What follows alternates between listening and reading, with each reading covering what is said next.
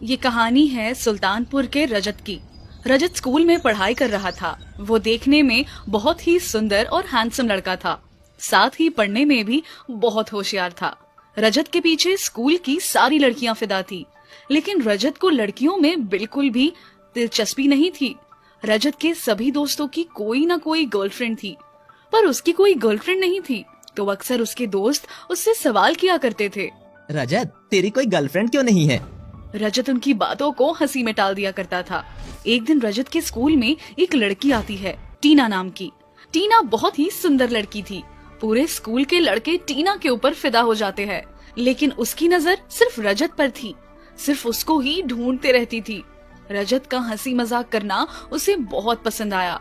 उसका भोलापन और मासूमियत ने टीना का दिल इस कदर जीता कि उसको लगता था कि जैसा लड़का वो हमेशा से चाहती थी, जो उसे खुश रखे, उसके साथ हंसी मजाक करता रहे, रजत बिल्कुल वैसा ही था। एक दिन टीना अपने दिल की बात रजत से कह देती है, रजत, मैं तुम्हें बहुत पसंद करती हूँ, क्या तुम मुझसे दोस्ती करोगे? हाँ टीना, मैं तुमसे दोस्ती करूंगा। मुझे भी तुमसे पहले कोई लड़की पसंद नहीं थी। मुझे लड़कियों में कोई दिलचस्पी ही नहीं रही थी, लेकिन तुम्हारा नेचर मुझे अच्छा लगता है, इसीलिए मैं तुम्हें पसंद करता हूँ और मैं तुमसे दोस्ती करना चाहता हूँ। थैंक यू रजत। पता है मैं बहुत नर्वस थी, पर अब ये बात सुनकर बहुत खुश हूँ। बस ऐसे ही हमेशा खुश रहो तुम। फिर उन दोनों में दोस्ती हो जाती है और दोस्ती धीरे धीरे प्यार में बदल जाती है। वो एक दूसरे से बहुत प्यार करने लगते हैं, एक दूसरे पर जान छिड़कने लगते हैं। एक दिन टीना रजत से कहती है, रजत, मैं तुमसे बहुत प्यार करने लगी हूँ और तुम्हारे बिना नहीं जी सकती। तुम मुझसे शादी नहीं करोगे क्या? क्यों नहीं टीना, पर अभी हम बच्चे हैं, स्कूल में हैं। मुझे कामयाब होने दो, तब हम शादी करेंगे। ठीक है, मैं इंतजार करूंगी। फिर ऐसे ही समय बीत जाता है और दोनों स्कूल से कॉलेज में आ जाते हैं, पर उनका प्यार दिन पर दिन बढ़ता ही रहा। फिर एक दिन टीना रजत से कहती है, रजत, अब तो कॉलेज की पढ़ाई भी खत्म होने वाली है और तुम अब कुछ समय बाद नौकरी भी करोगे, तो अब हमें शादी कर लेनी चाहिए। मैं तुम्हारी होकर रहना चाहती हूँ। मैं भी तुमसे बहुत प्यार करता हूँ और मैं भी तुम्हें अपना बनाना चाहता हूँ, तुमसे शादी करना चाहता हूँ।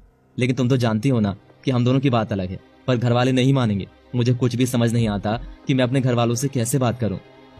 मुझे नहीं पता, तुम कुछ भी करो, लेकिन मुझे अपना बना लो। अब मैं तुमसे दूर नहीं रह सकती। तुम्हारे बिना मेरा एक एक पल सदियों जैसा लगता है। मेरा भी टीना।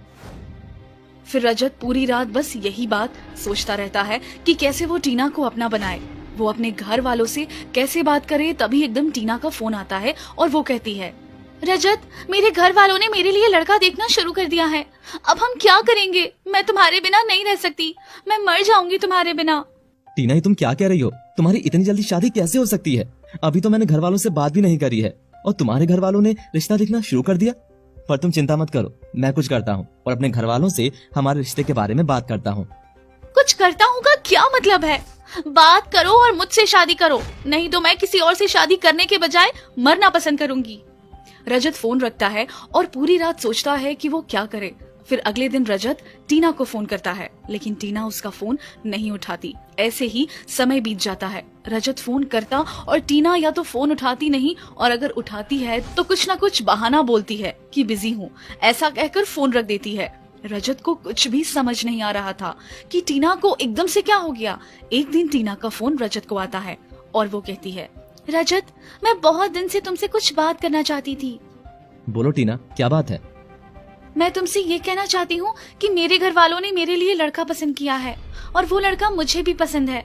वो बहुत अच्छा खासा कमाता है, उसका घर परिवार भी अच्छा है, मेरे लिए बिल्कुल सूटेबल है। मेरे घर वाले चाहते हैं कि मेरी उससे शादी हो जाए और मैं भी उसे पसंद करने लगी हूँ, तो इसलिए मैं चाहती हूँ कि अब हम दोनों का अलग हो जाना बेहतर होगा। इसलिए मैं आज के बाद तुमसे कोई रिश्ता नहीं रखना चाहती। टीना, ये तुम क्या कह रही हो? तुम्हारा दिमाग खराब है क्या? कुछ ही दिनों में तुम मुझे भूल जाओगी? मैंने सोचा भी नहीं था। इसमें इतना गुस्सा करने वाली क्या बात है? मेरे घर वालों ने मेरे लिए लड़का पसंद किया है और अब मुझे उसी के साथ जिंदगी बितानी है। इसलिए मैं तुम्हें भी सजेशन देना चाहूंगी कि आज के बाद तुम भी मुझे भूल जाओ और अपनी जिंदगी में आगे बढ़ जाओ। कोई बात नहीं कि तुम आगे बढ़ गई, और मैं भगवान से यही दुआ करूंगा कि तुम अपनी जिंदगी में हमेशा खुश रहो। मुझे सिर्फ तुम्हारी खुशी चाहिए और कुछ नहीं। और रही बात आगे बढ़ने की, तो मैं अकेला ही खुश हूँ। जैसी तुम्हारी मर्जी, तुम्हारी जिंदगी है, मैं सिर्फ सलाह दे सकती हूँ। रजत टीना को कुछ नहीं बोल पाता और टीना की कुछ समय बाद शादी हो जाती है। उसके कुछ समय बाद एक दिन रजत बाजार से जा रहा था तो वहाँ उसे एक दुकान के बाहर टीना साड़ी में खड़ी दिखाई देती है। उसे देखकर रजत चौंक जाता है और खुश भी होता है कि टीना साड़ी में बहुत ही खूबसूरत लग रही थी। जैसे ही वो थोड़ा आगे बढ़ता है तो उसे जोर जोर से आवाज आने लगती है। वो देखता है कि टीना का उसके पति के साथ झगड़ा हो रहा था और वो अचानक टीना पर हाथ उठा देता है। ये बात रजत को बिल्कुल पसंद नहीं आती। वो ये सब चुपचाप देख रहा था। फिर टीना का पति टीना से कहता है, तेरी जैसी लड़की से शादी करके मैं बर्बाद हो गया। यहाँ भी गुल खिला रही है। सब पता है मुझे कैसे स्कूल में आवारागर्दी करी है तूने। आप कैसी बात कर रहे हो? मैं आपकी बीवी हूँ। फिर टीना का पति उससे तलाक की बात भी कह देता है, लेकिन टीना अपने पति से कहती है, मेरी शादी तुमसे हुई है तो मैं तुम्हारे साथ ही रहूंगी। इतनी बात सुनकर टीना का पति उस पर दोबारा हाथ उठाता है, पर तभी रजत बीच में आ जाता है और उसके पति से कहता है, अगर इस लड़की का ख्याल नहीं रखा जाता तो मुझे बता दे, मैं इसका ख्याल रखूंगा। तुझे शर्म नहीं आ रही कि तू बीच बाजार में अपनी पत्नी की बदनामी कर रहा है, उसके साथ मारपीट कर रहा है? तू कौन होता है मेरी पत्नी की तरफदारी करने वाला? अगर तुझे इतना ही बुरा लग रहा है तो तू ही इसके साथ रहे, मुझे इसकी जरूरत नहीं है। इसका पुराना आशिक है क्या तू भी? बहुत तगड़ा याराना लगता है दोनों का। रजत गुस्से में उसके पति को थप्पड़ मार देता है।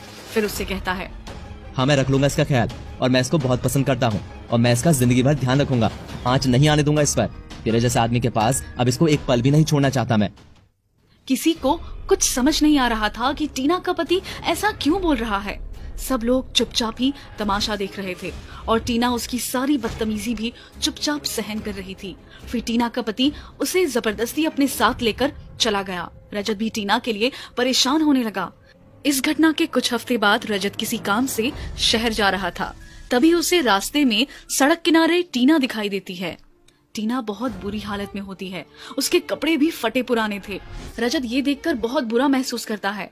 फिर वो टीना के पास जाता है और उससे पूछता है, टीना तुम्हारी हालत कैसे हुई? टीना फिर रजत को बता देती है कि उसके पति का किसी और लड़की के साथ अफेयर था जो उसी की कंपनी में एम्प्लॉय थी और उसी की वजह से वो उसे मारता पीटता था। साथ ही उसके माता पिता भी अब इस दुनिया में नहीं रहे। फिर रजत टीना को कहता है, मुझे लगता है कि टीना इस समय तुम्हारी भी उतनी ही गलती है जितनी तुम्हारे पति की है। वो तुम पर अत्याचार करता रहा और तुम चुपचाप सहन करती रही। तुम सही बोल रहे हो रजत, मेरी भी गलती है।